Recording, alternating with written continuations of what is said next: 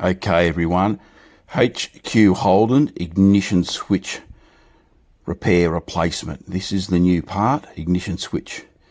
If you've got a 70s Holden, Kingswood MONARO Torana, and it's going click, click, click and just won't start when you think it really should, probably works if your battery's right at about 13.5 volts, but once it's down to 13 it sort of clicks a bit, but seems to jump easy enough. This is possibly your problem, and it's been my problem for a long time, and we're going to put it in now, and hopefully that's going to fix my little starting gremlin in the 253. Step 1, disconnect your battery. Any electrical work, disconnect your battery as soon as you want to commence. And here's a little tip for the young players: put the date of your battery on your battery. So when you're a couple of years down the track and you're having problems starting, you know if it's an old battery or a fresh battery. Okay, disconnect the battery and take out that panel there, which is the panel, the under dash panel that fits in under there. I hope the light's okay down there. So get rid of that panel. Then you've got 3 bolts.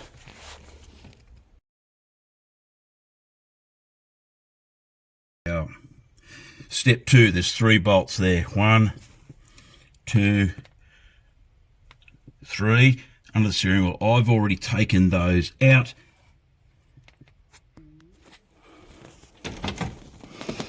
Alright, here we are, 3 bolts taken out. Steering column just drops and it's just going to sit on your seat. Okay, so I've dropped the steering wheel down. Here's our little guy, there it is there. That's what we're getting rid of. I've already taken the 2 screws. There's 2 screws out and it comes up and away, and there's a plug, a cluster plug there, and you might have, let's get this up where we can see it. So there's a cluster plug for the 5 or 6 pins toward the back end, and there's 2 pins toward the front, and some cars will have things connected. I've got no idea what it is. Auto Elec's not my expertise if you haven't worked out.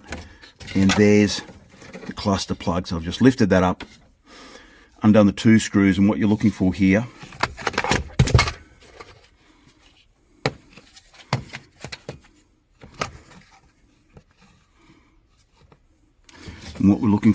is this rod there. So that's the rod that gets pushed down the column for ignition with when you rotate the key, and then comes back up. You've got to set your key. Where's my key? Set your key to lock. They tell me in the book, set it to lock. Get that pin that just slides on top, and we're just going to pop the new switch over the top of that. I'm going to plug the wires in first, and then I'm going to put it on that pin second. You get a bit of a shimmy, and I'll show you how to do that. Just going to have to turn the video off. You can see there's a little tab just there, and there's the square recessed hole that the pin goes in, and that little tab. So that little tab is the guide that keeps that pin snug up against the switch block. I'm going to just have to put my camera down. I'm going to plug the cluster plug in, and then I'm going to put the pin into that rectangular recess, get it over the top of the tab, and just line it up with the 2 holes. There's slotted holes, so there's a little bit of movement to tune that in, so you get enough forward pressure to hit the ignition and also keep the ignition on, and then turn the ignition off. So we might have to just fiddle with that just a little bit. Okay, a little bit tricky to see. Got the plug, get my light in the right spot.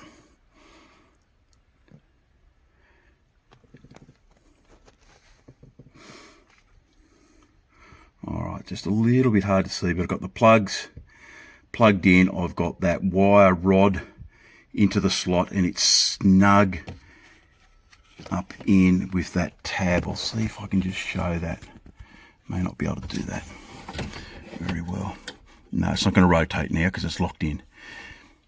So next thing, there's a screw about where my finger is at the front, one at the back. There was an earth lead there. Just tidy those 2 up. 3 bolts back in here, 1, 2, 3. Put that under dash panel in. Get this dash column grommet in the right spot, and I think I'm done. All right, time to see how we went. Lights are on, good sign. Sweet. Yeah, baby, that's what we want. One little part. Easy fix.